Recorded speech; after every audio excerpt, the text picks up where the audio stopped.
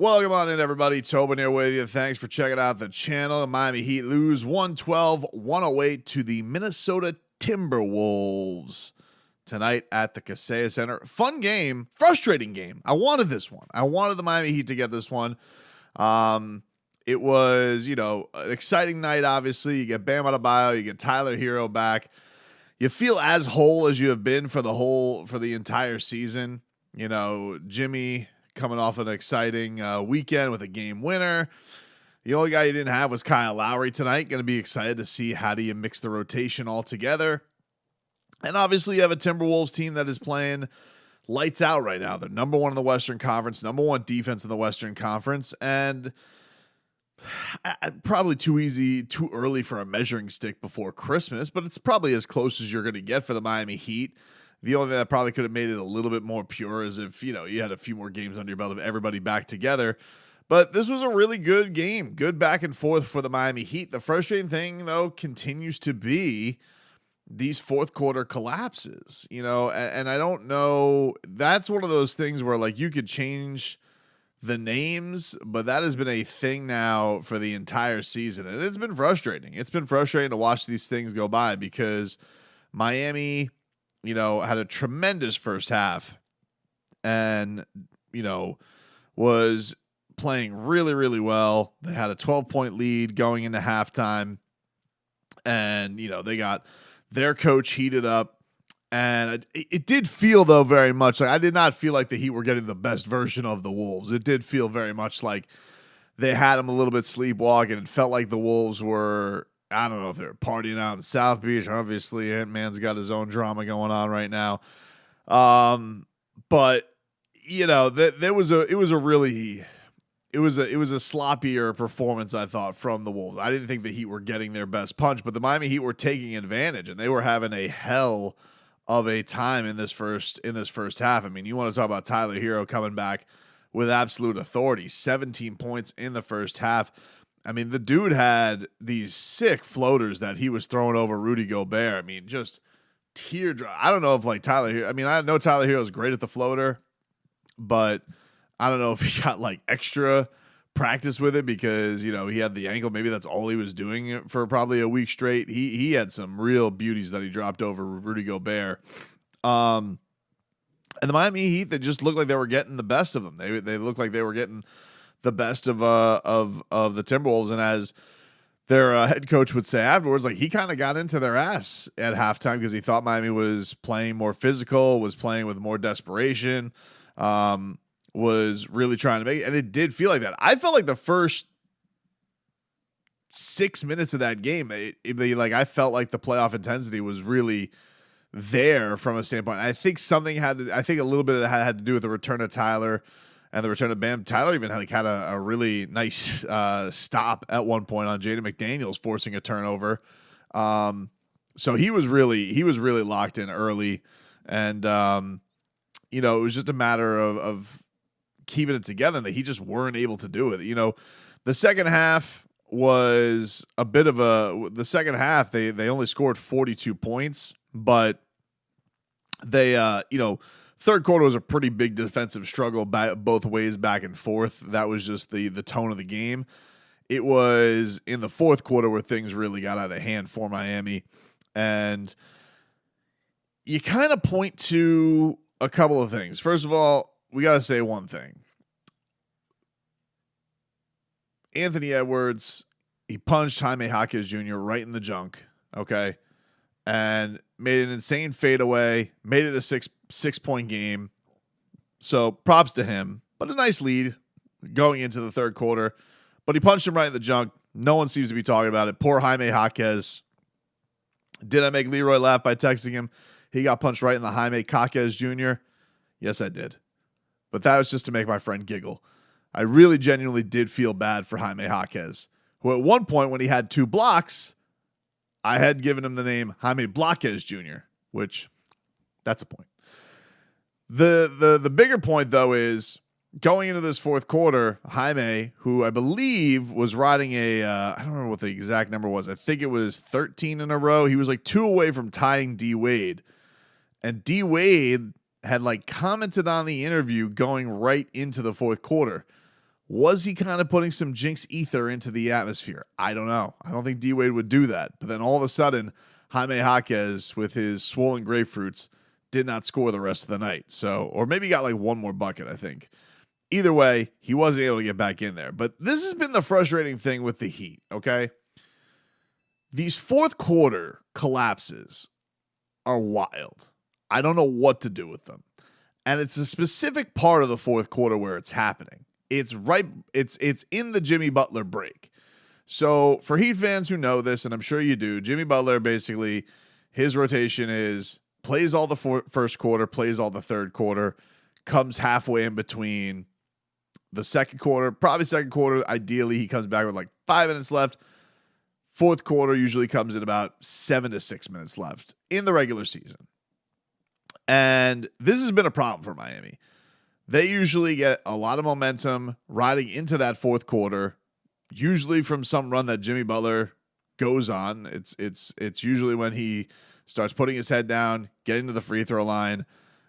This was not a particular day. Jimmy had a really Jimmy had a really slow second half today. He only scored 3 points in the second half today. But genuinely, that's where it's gone. And today, yet again, the Heat come out slow as hell. Mike Conley hit a huge three-pointer.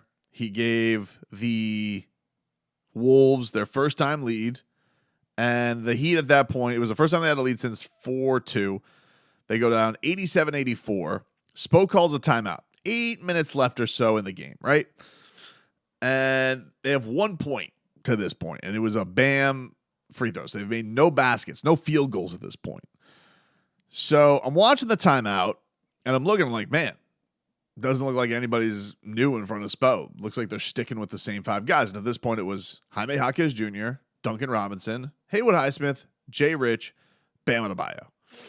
And it was just like one of these things where I was just like, man, I don't get this.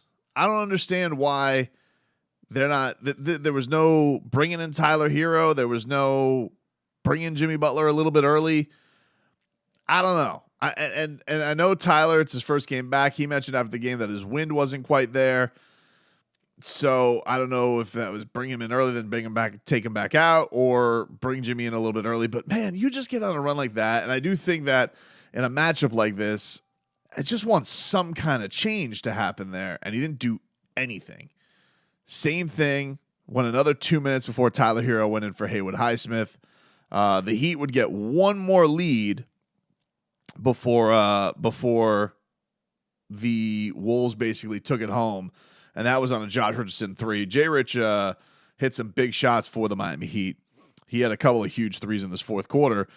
But, you know, a lot of the guys were, you know, Tyler and Jimmy, really non-factors. I mean, they didn't factor in the decision in the fourth quarter at all. I'll go and look at their fourth quarter box score.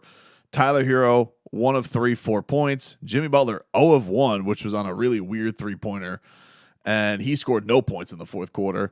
And then Bam was 3 of 9. He had 7 points in the fourth quarter, but certainly had his hands full with Rudy Gobert. Rudy Gobert swatted him away, made life a living hell for the Miami Heat at the rim, which is in particular what made this an annoying game, because this is a really good Wolves team, so there's no shame in losing to them, but there's a lot of cross storylines. First of all, Jimmy Butler sucks in his history against the Minnesota Timberwolves since he's been on the Miami Heat.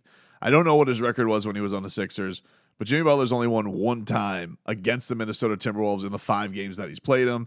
And that win was in 2021. It was the second matchup. I don't know what the Wolves' record was that year, but they were, I imagine, not very good. Yes, they were a 23-49 team in that game. I don't even do they have Anthony Edwards at that point, or was his next year the first year? But they don't. He doesn't beat them. The last time that he beat him, it was in Minnesota. That was, I believe, the game where they started chanting Rachel Nichols at him. He then didn't play this year earlier against Minnesota because he was resting. They gave him a lot of shit for that. And then he loses today. He's not good against the Timberwolves. It's weird. I don't understand it. But today had to be a particularly annoying day for the Miami Heat because you have Jimmy Butler at the end of this game where he is against Karl Anthony Towns, and Karl Anthony Towns hits a jumper over Jimmy Butler, and you're like, damn. And Jimmy kind of tried to flop on it. I'm like, all right. Didn't get the call. And then the Heat, they were trading baskets. This was a fun time. So it puts them up. There's 2 minutes left. Jay Rich hits a three. He gets it to within 1. Karl Anthony Townsend hits this jumper over Jimmy, puts him up 3. Bam, then hits this jumper that like bounced on the rim like 3 times, but got the soft touch, got the roll, brought him to within 1.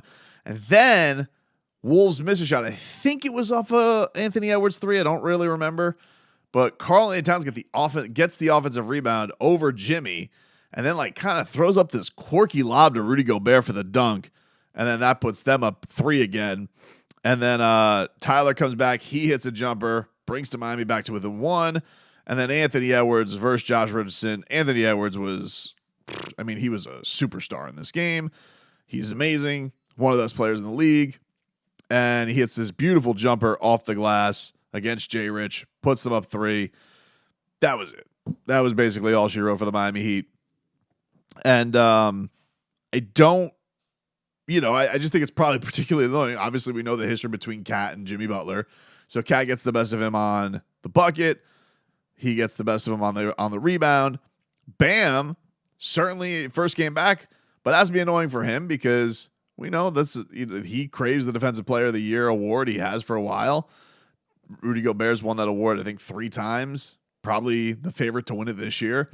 And he was a huge deterrent for the Miami Heat in the second half and against Bam. I mean, he blocked the holy hell out of Bam, blocked the holy hell out of Tyler. He was blocking everybody. Rudy Gobert had a monster game. He really did. He blocked.